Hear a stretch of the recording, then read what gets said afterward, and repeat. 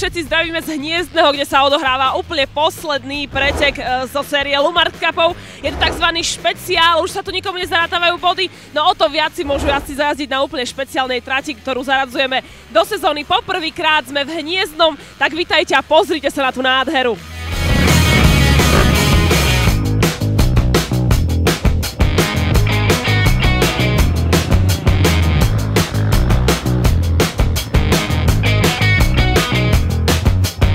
Pán Štefan Regerud za Motocross klub Hniezdne nás privítal vo svojom rajone, dalo by sa povedať, na piesku v Hniezdnom. Koľko ste tu strávili pri príprave tejto trate? Tak zhruba asi 2 týždne. Ale preteky tu nie sú poprvýkrát. Preteky sú tu taká guľašovka väčšinou na to ukončenie sezóny. Ale tohto roku tu boli vraj už preteky 3-krát. Tak bola taká guľašovka 3-krát a jedna bola aj v strede leta spojená s týmto, čo tu je ten Nestville Chopper Day. Bolo to s tým spojené v jeden deň, v nedeľu. Takže vy tu naozaj, toto nie je žiadna nová trať. Kto tu na nej zvyčajne trénuje a kto tu chodieva? No tak chodíme tu väčšinou my, tak ale tu sme tu partia okolí, hej, tej Starej Ľubovne. Väčšinou Hniežďani a takto, zo Starej Ľubovne z mesta. My sme z Jakubán 4 napríklad chodíme jazdiť a tak. A na nejakého jazda, na ktorého ste možno špeciálne pyšní, ktorého máte vo svojom klube? Tak máme jedného dobrého jazda, si myslím, že už patrí k nám teraz. Ľubo Máňak, on je asi taký jeden z nás a hlavne Miro Alexík, lebo keď nie on, tak vlastne by sme sa tu dneska vôbec nestretli. Tak vám naozaj veľmi pekne ďakujem, pretože trať vyzerá skvelo pripravená. Koľko ste tu makali?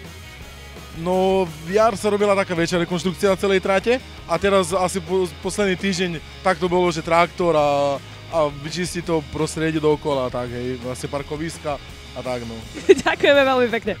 No aj na budúce.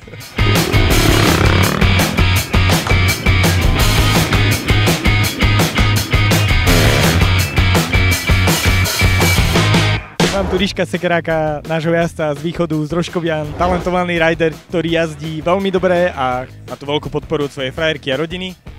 Takže prišiel si nás navštíviť na special kolo toho Marktu a povedz mi, ako hodnotíš Hniezdne a tvoje pôsobenie tu, ako to vidíš? Tak veľmi sa mi páči, tá trať je technická piesková, ale dobre sa mi tu jazdí.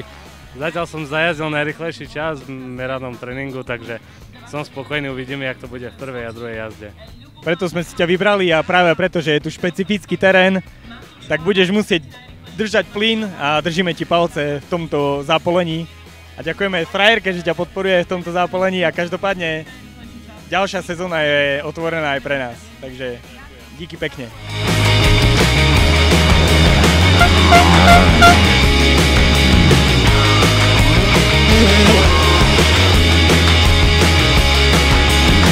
Local hero, ako ťa voláme na tvojej domácej trati, Ľubo. Išiel si fakt veľmi razantne, avšak nevyšlo to dobre v tej druhej finálovke, čo? Nie, veľmi nie, lebo nevládal som. Prvýkrát sedím na motorke po 2 mesiacoch a ešte k tomu na 450-ke požičanej, tak nebar veľmi to išlo. Aký to je pocit, ak na tej trati, ktorú si sám pripravoval, strávil tu hodiny a hodiny, si teraz môžeš aj zajazdiť? Veľká šupa. Amerika.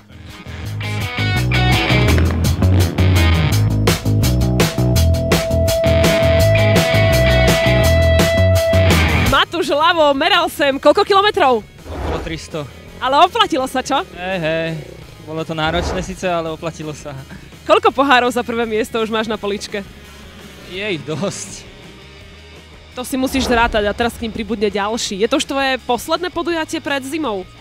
Neviem, keď pôjdu nejaké podujatia, tak určite sa rád zúčastním.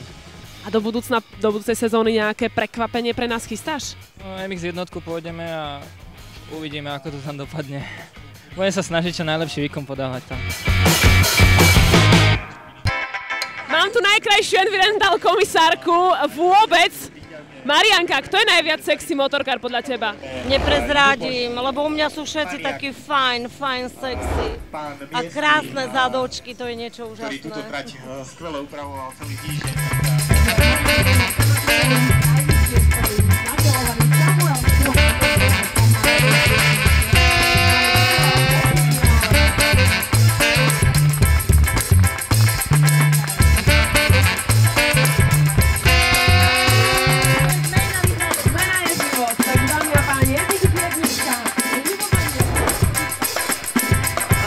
Nakloníte, hej?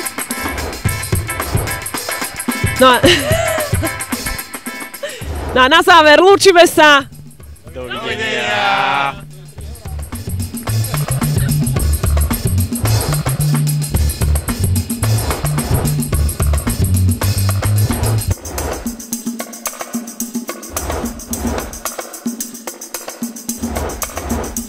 Povedz nám niečo. Filthy.